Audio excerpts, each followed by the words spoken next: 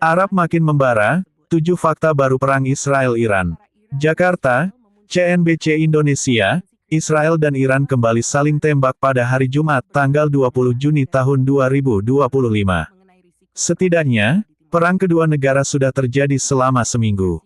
Hal ini membuat situasi tak kondusif makin jadi di Arab. Sebelum nonton jangan lupa like dan subscribe. 1. Eropa bertemu Iran. Para diplomat tinggi Eropa bertemu dengan Menteri Luar Negeri Iran Abbas Araghchi di Jenewa hari ini.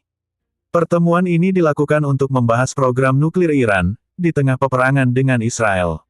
Saya telah menerima beberapa panggilan telepon yang meyakinkan saya bahwa rezim Zionis tidak akan menargetkan Araghchi dalam perjalanan ke Jenewa, kata penasihatnya Muhammad Reza Ranjebaran pada X.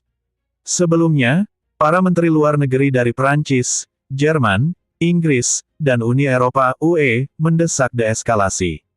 Menteri Luar Negeri Inggris David Lammy mengatakan 2 minggu ke depan adalah jendela untuk mencapai solusi diplomatik. 2. Sidang PBB. Dewan Keamanan PBB dijadwalkan bersidang pada hari Jumat untuk sesi kedua mengenai konflik Israel dan Iran. Hal ini dilakukan atas permintaan Iran dengan dukungan dari Rusia, China, dan Pakistan. Seorang diplomat mengatakan ini kepada AFP. Belum ada komentar dari Israel maupun AS soal ini. 3. Serangan semalaman. Militer Israel mengatakan pada hari Jumat bahwa mereka menyerang puluhan target di Teheran semalam. Dalam laporan lebih rinci mereka menyebut menargetkan pusat untuk penelitian dan pengembangan proyek senjata nuklir Iran. Sementara itu, pasukan pengawal revolusi Iran IRGC melakukan serangan Kamis malam. Ia mengatakan lebih dari 100 pesawat nirawak drone, tempur dan bunuh diri, diluncurkan ke Israel pada hari Kamis. 4. Trump akan putuskan ikut perang atau tidak. Presiden Amerika Serikat AS Donald Trump mengatakan pada hari Kamis bahwa ia akan memutuskan apakah akan bergabung dengan serangan Israel terhadap Iran atau tidak, dalam 2 minggu ke depan. Meski begitu, ia berujar masih ada peluang yang besar untuk negosiasi guna mengakhiri konflik. The Wall Street Journal (WSJ) melaporkan bahwa Trump memberitahu para pembantunya bahwa ia menyetujui rencana serangan. Tetapi menunda untuk melihat apakah Iran akan menghentikan program nuklirnya. Rusia, sekutu Iran, mengatakan bahwa setiap tindakan militer AS akan menjadi langkah yang sangat berbahaya. Sementara kelompok pro-Iran di Irak mengancam akan melakukan serangan balasan. Di sisi lain, puluhan pesawat militer AS tidak lagi terlihat di pangkalan AS di Qatar pada hari Kamis. Ini berdasarkan citra satelit dan disebut sebagai langkah yang mungkin untuk melindungi personil AS dari potensi serangan Iran. 5. Kepala Intelijen Iran. Iran menunjuk kepala intelijen baru di IRGC pada hari Kamis. Hal ini dilaporkan kantor berita resmi IRNA setelah pendahulunya tewas dalam serangan Israel minggu lalu.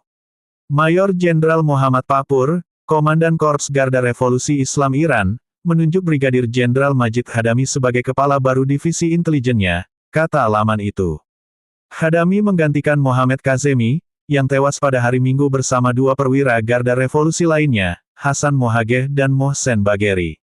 Keduanya tewas dalam serangan Israel. Sementara itu, Ali Samkani, penasihat pemimpin tertinggi Ayatollah Ali Khamenei, berada dalam kondisi stabil. TV pemerintah melaporkan Jumat, setelah ia disebut terluka parah minggu lalu karena serangan Israel. 6. Jumlah korban. Perang Israel dan Iran terus memakan korban jiwa warga sipil. Jenazah seorang wanita ditemukan Kamis dari sebuah gedung yang dihantam rudal Iran 4 hari sebelumnya, di Israel, sehingga membuat jumlah korban tewas secara keseluruhan menjadi 25 orang. Iran mengatakan pada Minggu bahwa serangan Israel telah menewaskan sedikitnya 224 orang, termasuk komandan militer, ilmuwan nuklir, dan warga sipil. Pihak berwenang belum mengeluarkan jumlah korban terbaru sejak saat itu. 7. Penangkapan dan pemadaman listrik. Polisi Iran mengumumkan penangkapan terhadap 24 orang yang dituduh memata-matai Israel, Kamis. Pihak berwenang di Israel dan Iran telah mengumumkan penangkapan atas tuduhan spionase dan tuduhan lainnya sejak perang dimulai pada hari Jumat. Lembaga Swadaya Masyarakat LSM Iran Human Rights yang berbasis di Norwegia mengatakan sedikitnya 223 orang telah ditangkap di seluruh negeri atas tuduhan terkait kolaborasi dengan Israel. Lembaga itu juga memperingatkan bahwa angka sebenarnya kemungkinan lebih tinggi. Iran memberlakukan pemadaman internet secara nasional pada hari Kamis, pemadaman listrik paling luas sejak protes anti pemerintah yang meluas pada tahun 2019, kata pengawas internet NetBlocks. Pemadaman tersebut berdampak pada kemampuan publik untuk tetap terhubung pada saat komunikasi sangat penting, tulis NetBlocks di X lagi.